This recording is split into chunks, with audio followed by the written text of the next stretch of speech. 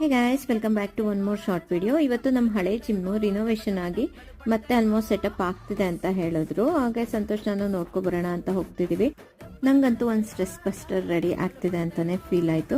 ನಿಜ, ಮೈಂಡ್ನ ಕಂಟ್ರೋಲ್ ಮಾಡೋಕ್ಕೆ ಒಂದು ಒಳ್ಳೆ ಟೂಲ್ ಅಂದರೆ ಜಿಮ್. ನನಗೆ ಜಿಮ್ ಕ್ಲೋಸ್ ಮಾಡಿದಾಗಿಂತ ಇರ್ರೆಸ್ಪೆಕ್ಟಿವ್ ಆಫ್ ನ್ಯೂಟ್ರಿಷನ್, ಕ್ಯಾಲರೀಸ್ ಎಲ್ಲ ತಿಂದು ಕ್ರೇವಿಂಗ್ಸ್ ತೀರಿದ್ರು ಜಿಮ್ ಅಂತೂ ಓಪನ್ ಮಾಡಿರಲಿಲ್ಲ. ಇವಾಗ ನಮ್ಮ ಗುರುಗಳು ದೊಡ್ಡ ಮನ್ಸು ಮಾಡಿ ರಿಓಪನ್ ಮಾಡ್ತಾ ಇದ್ದಾರೆ.